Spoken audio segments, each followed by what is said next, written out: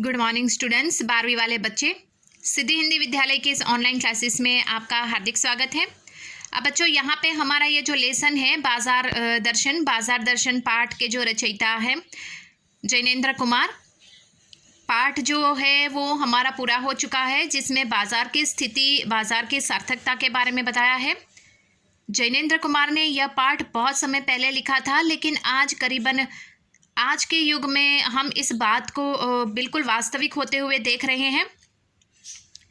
पाठ के भीतर जो लेखक है, उनके जो पहले मित्र है, वो अपनी पत्नी के साथ बाजार जाते हैं और हद से ज़्यादा ही वस्तु को उठाकर लेकर आते हैं, मतलब फिजूल खर्ची करते हैं।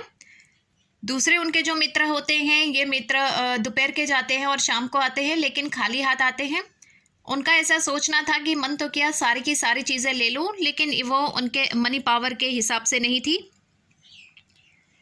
तीसरा लेखक का अनुभव है कि वहाँ पे मतलब चूरन बेचने वाला जो भगत है, वो भगत के ऊपर बाजार का जादू किस प्रकार से नहीं पड़ता है। चौथे में लेखक ने बाजार की जो सार्थकता है उसके बारे में बताया कि बाजार में दो प्रकार के लोग होते हैं। एक ऐसे लोग होते हैं जो फिजूल खर्ची नहीं करते हैं, आवश्यक की चीज़ें ही लेते हैं, और दूसरे प्रकार के लोग जो बाजार की सार्थकता को नहीं समझते हैं और फिजूल की खर्ची करते हैं। फिर उन्होंने बताया कि उनके जीवन का खुद का अनुभव मोटर गाड़ी वाला कि तेज़ गुजरती हुई एक मोटर गाड़ी उनके बाजू से निकल जाती है और वो सोच में पड़ जाती कि काश मेरे पास भी ऐसी मोटर गाड़ी होती, काश मैं भी ऐसे मोटर गाड़ी वाले माँ बाप के वहाँ पैदा हुआ होता।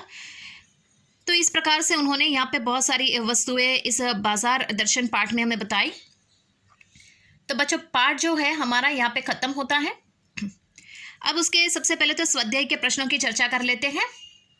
उसमें पहला प्रश्न है, बाजार का जादू चढ़ने और उतरने पर मनुष्य पर क्या क्या असर पड़ता है।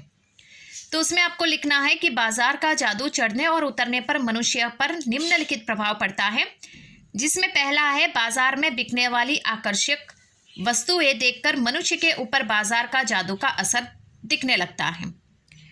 एक नंबर करके उसमें आपको क्या लिखना है, पहला मुद्दा है, पहला पॉइंट है उसमें, बाजार में बिकने वाली आकर्षक वस्तुएं देखकर मनुष्य के ऊपर बाजार के जादू का असर दिखने लगता है।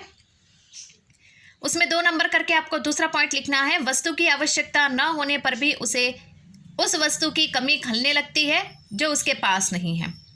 वापस रिपीट कर रही हूँ, दूसरा मुद्दा ये है, वस्तु की आवश्यकता ना होने पर भी उसे उस वस्तु की कमी खलने लगती है जो उसके पास ना हो। तीसरा उसमें लिखना है 3 नंबर करके, वह उन वस्तुओं की ज़रूरत ना होने पर भी उसे उस वस्तु की, तीसरा मुद्दा उसमें क्या लिखना है, ध्यान से सुनिएगा, वह उन वस्तुओं की ज़रूरत ना होने पर भी उन्हें खरीदने पर विवश हो जाता है। ये पहले प्रश्न का उत्तर मैं आपको बता रही हूँ। उसमें तीसरा लिखना है, वह उन वस्तुओं की ज़रूरत ना होने पर भी उन्हें खरीदने के लिए विवश हो जाता है। विवश होना यानी लाचार हो जाता है। चौथा लिखना है, उसमें वस्तुएं खरीदने पर उसकी अहम की संतुष्टि नहीं होती। चौथा क्या लिखना है, वस्तु की खरीदने पर भी उसके अहम की संतुष्टि नहीं होती। फिर उसमें 5 नंबर करके आपको लिखना है, खरीदने के बाद पता चलता है कि वह वस्तु जो उसने आराम के लिए खरीदी थी वह उसे खलल पहुंचाती है, अर्थात खलल डालती है। खलल यानी बाधा डालना। तो 5वें नंबर में आपको क्या लिखना है, 5वें पॉइंट में, खरीदने के बाद उसे पता चलता है कि वह वस्तु जो उसने आराम के लिए खरीदी थी वह अब उसे खलल पहुंचा रही है। और छठा उसमें लिखना है, उसे खरीदी हुई वस्तु अब अनावश्यक लगने लगती है, अर्थात बाजार में से उसने जो वस्तु खरीदी थी वह वस्तु अब उसे क्या लगती है, अनावश्यक, मतलब ज़रूरी नहीं लगती है। तो ये आपको 1 से लेकर 6 तक के मुद्दे मैंने आपको बताए, वो पहले प्रश्न के उत्तर में आपको लिखने हैं। ठीक है, अब ये हुआ पहले प्रश्न का उत्तर। दूसरा जो है, बाजार में भगत जी के व्यक्तित्व का कौन सा सशक्त पहलू उभर कर आता है, क्या आपकी नज़र में उनका आचरण समाज में शांति स्थापित करने में मददगार हो सकता है। अब यहाँ पे जो भगत जी है उनके व्यक्तित्व को देखकर हमें जो पहलू को उजागर करना है, अर्थात हमें जो पहलू बताने हैं उसके बारे में हमें लिखना है। बच्चों यहाँ पे जो हम प्रश्नोत्तर की चर्चा कर रहे हैं एक एक वीडियो में करीबन दो प्रश्न जैसे ही हमारे होंगे, तो जल्दबाजी करने की ज़रूरत नहीं है। तो 2 प्रश्न भी होते हैं तो भी कोई बात नहीं, लेकिन आपको जैसे कि आज की इस वीडियो में हमारे 2 प्रश्न हुए, तो 2 प्रश्न आपको अपनी कॉपी में लिखने हैं। जैसे जैसे मैं बोलती चली जाती हूँ वैसे वैसे आपको लिखते चले जाना है। 2 से 3 बार अगर आप सुनेंगे तो भी आपका प्रश्न मतलब उसका उत्तर लिख कर हो जाएगा। तो यहाँ पे दूसरा जो प्रश्न है उसमें सबसे पहले आपको क्या लिखना है कि बाजार में भगत जी का संपूर्ण व्यक्तित्व ही अलग रूप से निखर कर आता है। उन्हें अपने मन पर जबरदस्त नियंत्रण है। अपने मन पर जैसे उनका एकाधिकार है। बाजार में तरह तरह की लुभावनी वस्तुएं होती है, किंतु भगत जी पर उन वस्तुओं का प्रभाव बिल्कुल नहीं पड़ता। उन्हें बाजार अभी आकर्षित नहीं कर पाता। अपनी ज़रूरत की चीज़ें जीरा व काला नमक खरीदने के लिए बाजार का उपयोग करते हैं। ज़रूरत की वस्तु खरीदकर भगत जी बाजार को सार्थकता प्रदान करते हैं। ऐसे व्यक्ति समाज में शांति का संदेश फैलाते हैं। इस प्रकार के व्यक्ति की दिनचर्या संतुलित होती है। बाजार के मोह में न फंसकर ये लोग पैसा और समय दोनों को बचा सकते हैं। न तो ये लोग वस्तुओं का अत्यधिक संग्रह करते हैं और न आवश्यकताओं से अधिक वस्तुएं लेते हैं। ऐसे लोग वास्तव में समाज के लिए शांति दूत का कार्य करते हैं। महंगाई और अशांति दोनों पर ही नियंत्रण रहता है, अतः समाज में शांति बनी रहती है। समझ में आया बच्चों? आपको इस तरह से लिखना है। अगर हो सके तो मैं वापस एक बार उसको दोहराती हूँ, ध्यान से सुनिएगा कि दूसरे प्रश्न के जवाब में आपको क्या लिखना है। पहले प्रश्न पढ़ते हैं, बाजार में भगत जी के व्यक्तित्व का कौन सा सशक्त पहलू उभर कर आता है?